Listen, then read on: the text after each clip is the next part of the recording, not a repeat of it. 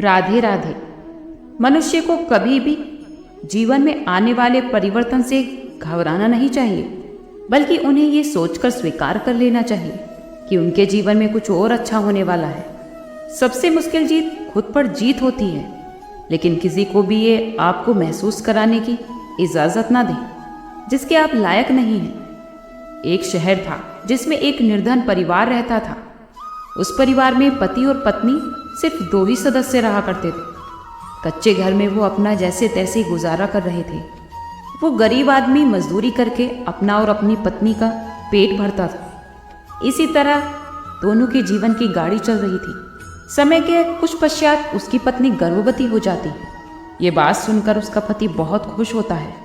वो ये सोचकर बहुत खुश होता है कि अब हमारे घर में भी एक नन्हा सा बच्चा आएगा और खुशी खुशी पूरे आंगन में खेलेगा। हम उसे गोद में खिलाया करेंगे। धीरे धीरे समय गुजरने लगता है।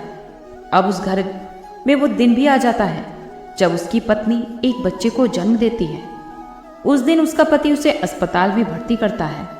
जब प्रसव का समय निकट आता है तो इधर वो गरीब आदमी वो अपने होने वाले बच्चे को लेकर मन ही मन सपने संजोने लगता है। तब तक उसके पास यमराज का बुलावा आ जाता है। उसकी एक दुर्घटना में मृत्यु हो जाती। शहर के कुछ लोग उस आदमी का अंतिम संस्कार करते हैं तो दूसरी तरफ उसकी पत्नी अस्पताल में अपने बच्चे को जन्म दे रही है।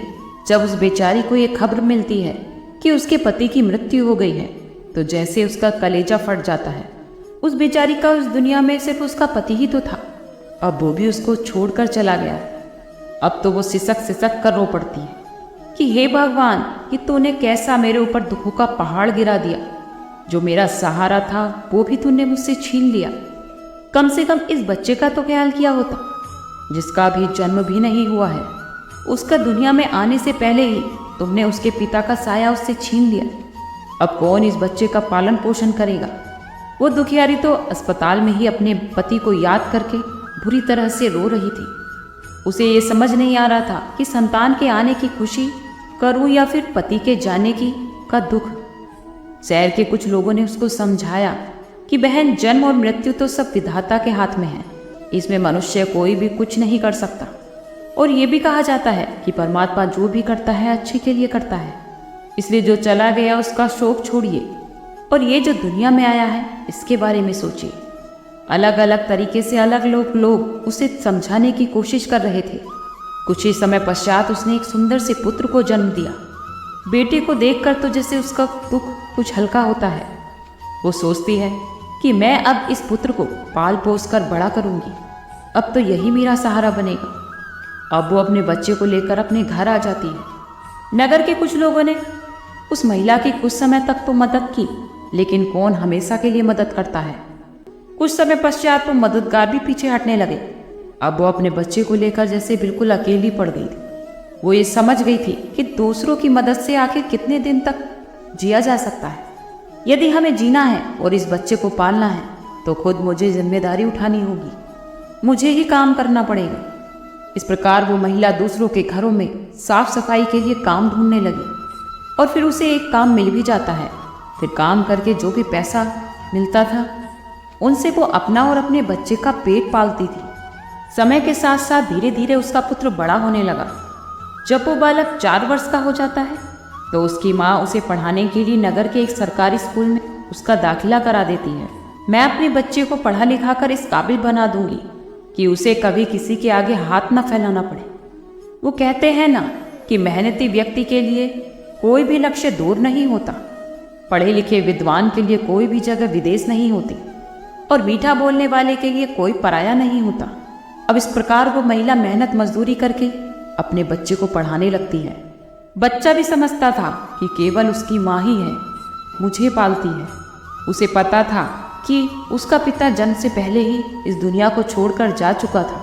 इसलिए वो बच्चा भी पढ़ाई खूब मन लगा कर करता था। धीरे धीरे उस बच्चे की उम्र 11 वर्ष की हो गई थी। एक दिन की बात है, उसकी माँ बहुत बीमार हो जाती है। उसने सोचा कि कोई छोटी मोटी बीमारी होगी, इसलिए उसने उस बीमारी पर कभी ध्यान नहीं दिया। लेकिन उसकी हालत दिन पर दिन बिगड़ती जा रही थी। बीमार होने की वजह से वो काम पर भी नहीं जा पा रही थी। घर में उसके इतने पैसे भी नहीं थे कि वो ठीक से अपना इलाज करा सके। माँ को इतना बीमार देखकर बेटे को अधिक चिंता होने लगी। वो बेटा अपनी माँ से कहता है कि माँ, तुम चिंता मत करो, मैं अभी तुम्हारे लिए डॉक्टर से दवाई लेकर आता हूँ, तुम उसे खा लेना, फिर तुम जल्दी ही ठीक हो जाओगी। अपने बेटे की ये बात सुनकर उसकी आंखें बाहर आती हैं। वो अपने बेटे से कहती है कि बेटा, अब तुम्हें कहीं जाने की ज़रूरत नहीं, क्योंकि मेरा भी अब समय आ चुका है। मैं तुम्हारे पिता के पास जाना चाहती हूँ, लेकिन जाने से पहले तुम मेरी एक बात हमेशा याद रखना। जब तेरा जन्म नहीं हुआ था तो तेरे पिता ने और मैंने एक सपना देखा था कि हम अपने बच्चे को पढ़ा लिखा कर इतना काबिल बनाएंगे कि उसे हमारी तरह गरीबी भरी जिंदगी ना जीनी पड़े। लेकिन बेटा, मैं और तेरे पिताजी उस सपने को पूरा नहीं कर पाए। बेटा, अगर मैं चली भी जाऊं तो अपने पिता के सपने को तुम ज़रूर पूरा करना। तुम ऐसा कोई काम मत करना कि जिससे तुम्हारे पिता का नाम खराब हो। तुम इस प्रकार से अपना जीवन जीना कि तुम्हारे नाम को लोग दूर दूर तक जाने। बेटा, कभी भी पैसे के पीछे मत भागना, क्योंकि पैसे के लिए तो लोग इतने नीचे गिर जाते हैं कि अपने माता पिता की इज्जत का भी ख्याल नहीं करते। तुम हमेशा अपना नाम कमाना, हमेशा स्वाभिमानी बनकर जीना। कभी भी किसी के आगे अपने हाथ मत फैलाना, किसी से दया की भीख मत मांगना, याचना ना करना, क्योंकि याचना ना करना ही श्रेष्ठता का मूल है। पराधीनता ही नर्क है। मनुष्य को सदा ही विद्या, धन, बल, कीर्ति और पुण्य कमाना चाहिए। तब बच्चे ने कहा कि माँ, तुम घबराओ मत, मैं तुम्हारे लिए अभी दवाई लेकर आता हूँ। और इतना कहकर लड़का माँ से रुपए लेकर दवाई लेने चला गया। बेटे के जाते ही उसकी माँ के प्राण निकल जाते। जब नगर वालों को ये पता चलता है तो सभी लोग इकट्ठे होकर उसकी माँ का उसके बेटे के हाथों अंतिम संस्कार कराते हैं। अब तो जैसे वो बच्चा बिल्कुल अकेला हो चुका था। किस्मत भी क्या खेल दिखाती है। जब ज़रूरत होती है अपनों की तो तब अकेलेपन की रात भी जगाती। बिना माता पिता का बेटा, उसकी उम्र भी ज़्यादा नहीं थी। आखिर को जाए तो जाए कहाँ, करे तो क्या करे। जो दूर दूर के रिश्तेदार थे उन्होंने भी उस बच्चे पर ध्यान नहीं दिया, क्योंकि वो गरीब जो था। लेकिन वो बच्चा अकेले ही जीवन की राह पर चल देता है। उसने कभी हार नहीं मानी। जो पैसे माँ छोड़ गई थी, कुछ दिन तक उन्हीं पैसों से वो अपना गुजारा चलाता रहा। कुछ समय पश्चात वो पैसे भी खत्म हो जाते हैं। घर में भी सब कुछ खत्म हो चुका था। अब उसके पास एक ही चारा था कि उसे कुछ काम करना चाहिए, तभी भोजन की व्यवस्था हो सकती है, तभी स्कूल की फीस भरी जा सकती है। उस बच्चे को अपनी माँ की बात अच्छी तरह से याद थी। उसने कहा था कि बेटा, चाहे कितना भी बुरा समय क्यों ना आ जाए, किसी के सामने हाथ ना फैलाना, मेहनत करके ही अपना जीवन यापन करना। लड़के को अपनी माँ की ये बात अच्छी तरह से याद थी, इसीलिए उसने कभी भी किसी के सामने हाथ नहीं फैलाए। विद्यालय से आने के बाद वो किसी के खेतों में काम करने चला जाता था, कभी किसी की चाय की दुकान पर काम कर लेता और वहाँ से जो भी पैसे मिलते थे उससे अपने विद्यालय की फीस भर देता था और अपने खाने पीने की सामग्री खरीद लेता था। इसी प्रकार छोटी सी आयु में ही वो अपनी पढ़ाई और काम दोनों पर ध्यान रखता था। धीरे धीरे समय बीत जाता है। बच्चा अब अपने नगर से निकलकर कस्बे में पढ़ने लगता है। तब उसकी कॉपी किताबों का, विद्यालय की फीस का खर्चा बढ़ जाता है। वो रोजाना विद्यालय जाता था, काम भी करता था और वो जितना भी कमाता था उसकी सारी कमाई पढ़ाई लिखाई में ही लग जाती थी। और जो कुछ भी थोड़ा बहुत बचता था उससे वो अपना पेट भर लेता था। अगर वो कहीं भी कोई स्थायी काम करता तो उसकी पढ़ाई छूट जाती, और अगर खाली पढ़ाई ही करता तो पेट भरने के लिए भी उसके पास कुछ नहीं था। इसलिए वो साथ साथ दोनों काम करता था, पढ़ाई भी करता था और मजदूरी भी करता था। एक दिन की बात है, वो बच्चा विद्यालय से पढ़कर वापस लौटा। फिर वो उसके बाद काम की तलाश में निकल गया, लेकिन उस दिन उसे कोई काम नहीं मिला। पूरा दिन निकल गया। हारा थका वो थक कर घर आकर सो गया। आज कुछ काम ही नहीं मिला तो फिर खाना कहाँ से खाता। जो पैसे उसके पास थे उनसे वो पहले ही विद्यालय की फीस भर चुका था। उसकी स्थिति ऐसी थी कि रोज कमाना और रोज खाना। और उस दिन उसे कोई काम नहीं मिला तो उसे भूखे पेट ही रहना पड़ा। केवल वो पानी पीकर सो गया और सुबह भूखा ही विद्यालय चला जाता है। और विद्यालय के बाद जब वो घर वापस आता है तो फिर से वो किसी काम की तलाश में निकल पड़ता है। वो सोचता है कि कल तो कोई काम नहीं मिला, लेकिन आज मुझे कोई ना कोई काम जरूर मिल जाएगा। लेकिन दुर्भाग्य ने उसका पीछा नहीं छोड़ा। उस दिन भी उसे कोई काम नहीं मिला। आज उसे फिर से भूखे पेट सोना पड़ा। भूख उसे अब ज़्यादा बेचैन कर रही थी। तब उसके दिमाग में आता है कि भूखे पेट तो पढ़ा भी नहीं जा सकता, तो मैं किसी से कुछ मांग कर खा लेता हूँ। लेकिन माँ ने तो उससे मरते वक्त ये कहा था कि बेटा कभी भी किसी के सामने भीख मांग कर मत खाना, हमेशा कमा कर ही खाना। लड़का भी बहुत स्वाभिमानी था। किसी से कुछ भी मांगने की उसकी हिम्मत नहीं हुई।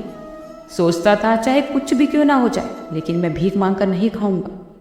अगर मैंने भीख मांगना शुरू कर दिया तो लोग मुझे भिखारी कहने लगेंगे। अगर भगवान ने मुझे पेट दिया है तो कहीं ना कहीं से भोजन भी देगा।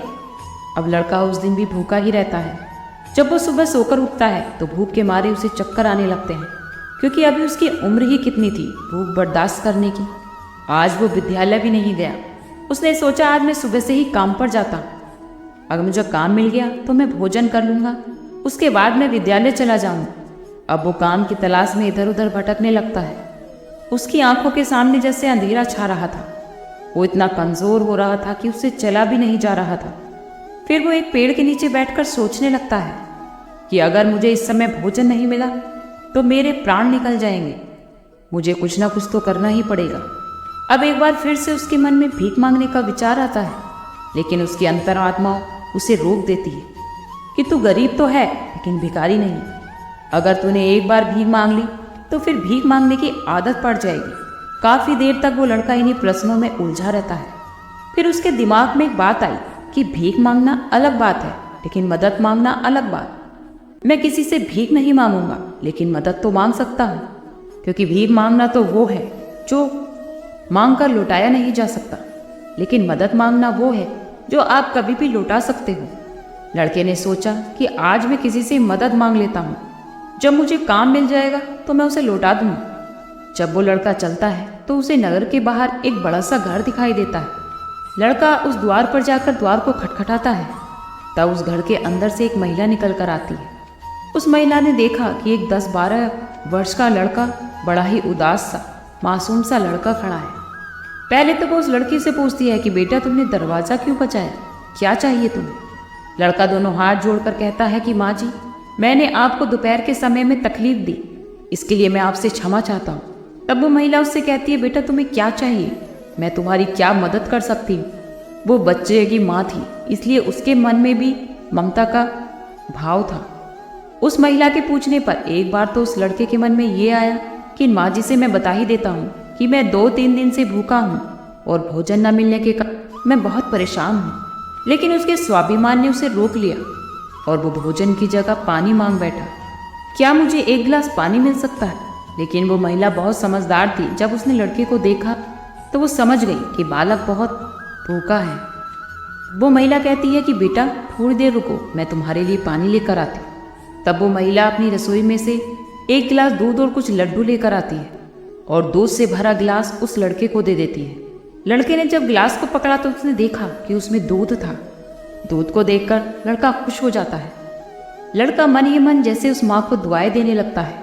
उस महिला ने उस बच्चे से कहा कि बेटा दूध गर्म है, पहले तुम लड्डू खा लो, जब दूध ठंडा हो जाएगा तो तुम फिर दूध पी लेना। लड़का जब उस महिला को देखता है तो उसे अपनी माता की याद आ जाती है। वो लड़का सोचता है कि ये कितनी अच्छी माँ है, मैंने तो एक गिलास पानी मांगा था और ये तो दूध ले आई। वो समझ गई कि मैं भूखा हूँ। लड़का आराम से बैठकर लड्डू खाता है और दूध पीता है। तब वो महिला उससे पूछती है कि बेटा क्या तुम्हें कुछ और चाहिए। लड़का ये बात सोचने लगता है कि इस दूध के बदले में मैं इनको क्या दे सकता हूँ, क्योंकि मेरे पास तो कुछ भी नहीं है। दूध पीने के बाद लड़का उस महिला से कहता है कि माँ जी, मैंने तो आपसे पानी मांगा था, लेकिन आपने मुझे दूध दे दिया। बताइए इसके बदले में मैं आपको क्या दे सकता हूँ। तब महिला कहती है बेटा मैंने तुम्हें दूध इसलिए नहीं पिलाया ताकि मैं बदले में तुमसे कुछ ले सकूं। बेटा मैंने तुम्हारे चेहरे को देखा तो मुझे लगा कि तुम बहुत भूखे हो, तो मैंने सोचा पानी की जगह तुम्हें दूध ही पिला देती हूँ। वो बच्चा कहता है कि आप इसके बदले में मुझसे ज़रूर कुछ मांगिए, मैं आपको अपनी हैसियत के हिसाब से वो ज़रूर दूंगा। लड़के की बात सुनकर महिला सोचती ये लड़का बहुत स्वाभिमानी है। वो लड़का बार बार उससे कुछ मांगने की बात करता है। तब वो महिला उसका मन रखने के लिए उससे कहती है, ये वीडियो आज इतना ही। आगे की कहानी सुनने के लिए कल मिलते हैं इस वीडियो के अगले भाग के साथ। खुश रहिए, स्वस्थ रहिए।